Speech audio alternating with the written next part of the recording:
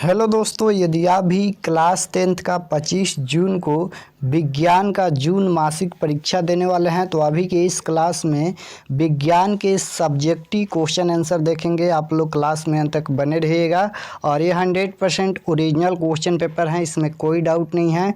और इसका objective question हम बता दिए हैं। अगर आप लोग इसका ऑब्जेक्टिव क्वेश्चन नहीं देखे होंगे तो जाकर देख लीजिए, अभी अपलोड किया है विज्ञान का ऑब्जेक्टिव क्वेश्चन।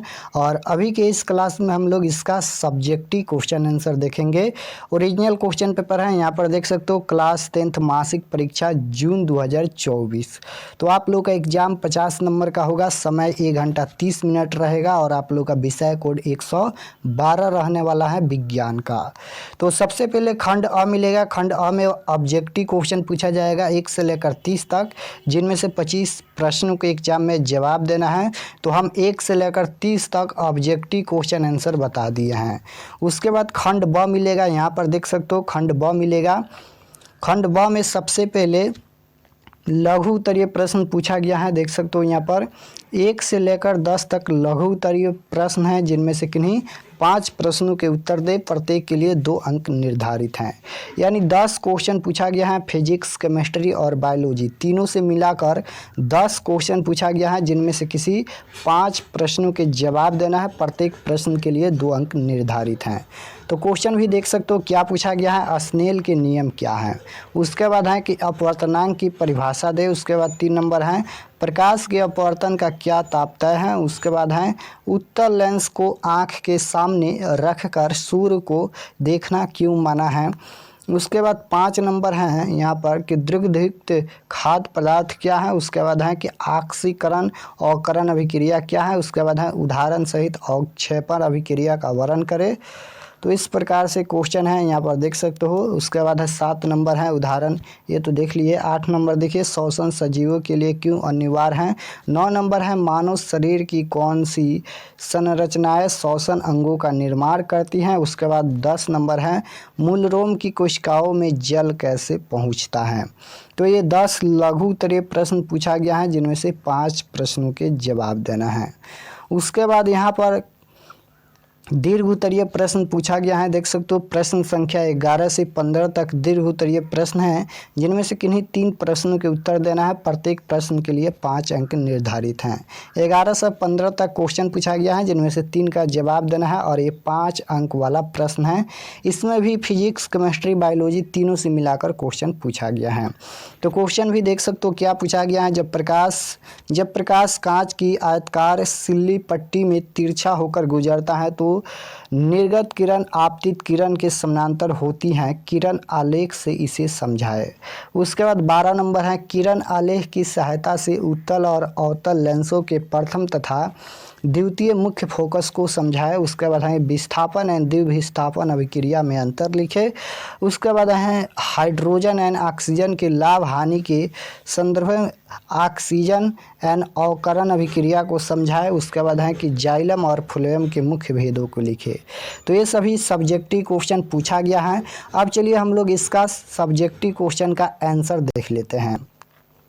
तो यहाँ पर फर्स्ट क्वेश्चन का आंसर लिखा गया है। देख सकते हो यहाँ पर इस प्रकार से, जो कि पूछा गया था कि स्नेल के नियम क्या हैं। तो इस प्रकार से आप लोग आंसर लिखिएगा। स्नेल के नियम क्या हैं, तो जब प्रकाश की किरण किन्हीं 2 माध्यमों के सीमा तल पर तिरछी आपतित होती हैं तो आपतन कोण आई की ज्या तथा साइन अपवर्तन कोण की ज्या साइन का अनुपात नियतांक होता है। इस नियतांक को दूसरे माध्यम का पहले माध्यम के सापेक्ष अपवर्तनांक कहते हैं। इस नियम को स्नेल का नियम भी कहते हैं। उसके बाद क्वेश्चन नंबर 2 देख सकते हो। क्वेश्चन नंबर 2 का भी आंसर लिखा गया है, जो कि पूछा गया था कि अपवर्तनांक क्या है।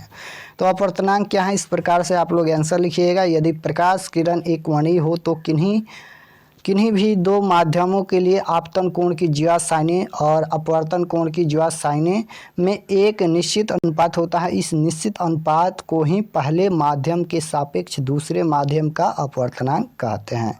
तो 2 नंबर आंसर यहाँ पर समाप्त होता है। उसके बाद क्वेश्चन नंबर 3 पूछा गया था कि प्रकाश के अपवर्तन क्या है, तो इस प्रकार से आप लोग आंसर लिखिएगा। प्रकाश का अपवर्तन क्या है, तो प्रकाश किरण जब एक पारदर्शी माध्यम से दूसरे पारदर्शी माध्यम में तिरछी प्रवेश करती हैं तो दोनों माध्यमों को अलग करने वाली सतह पर किरण मुड़ जाती हैं। सघन माध्यम में आपतन बिंदु पर अभिलंब की ओर मुड़ती हैं, जबकि विरल माध्यम में अभिलंब से दूर मुड़ती हैं। इस घटना को प्रकाश का अपवर्तन कहते हैं।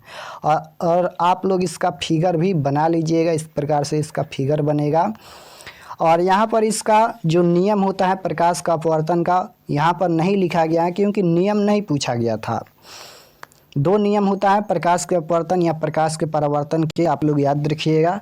7 नंबर क्वेश्चन में यहाँ पर देख सकते हो पूछा गया था अवक्षेपण अभिक्रिया क्या है, तो इस प्रकार से इसका आंसर लिखिएगा। अवक्षेपण अभिक्रिया घुलनशील लवण युक्त 2 घोलों को मिलाने पर अघुलनशील नमक के निर्माण को संदर्भित करती है। घोल से निकलने वाले अघुलनशील नमक को अवक्षेप के रूप में जाना जाता है, इसलिए प्रक्रिया का नाम अवक्षेपण अभिक्रिया है।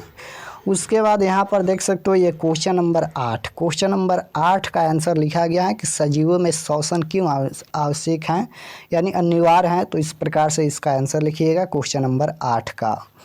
उसके बाद ये क्वेश्चन नंबर 13 देख सकते हो, ये दीर्घ उत्तरीय प्रश्न है जो कि 5 अंक में पूछा गया था। तो दीर्घ उत्तरीय प्रश्न में पूछा गया था कि विस्थापन एवं द्विविस्थापन में अंतर लिखिए।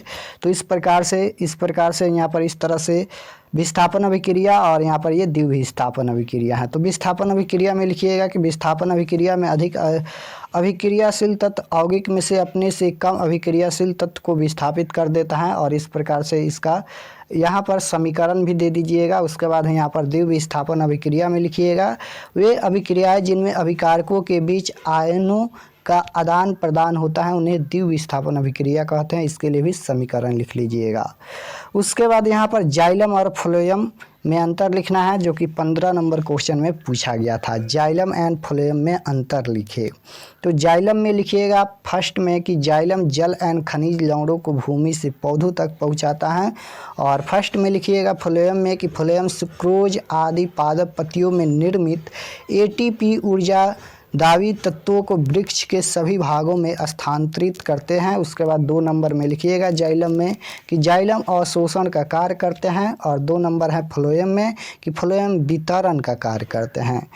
तो यहाँ पर जाइलम और फ्लोएम में इतना ही लिखना है, और यहाँ पर सब्जेक्टिव क्वेश्चन का सभी आंसर समाप्त होता है। और अभी हम इसका PDF व्हाट्सएप ग्रुप और टेलीग्राम ग्रुप में सेंड कर देंगे। इस नंबर पर आप लोग मैसेज कीजिएगा व्हाट्सएप ग्रुप में जुड़ने के लिए।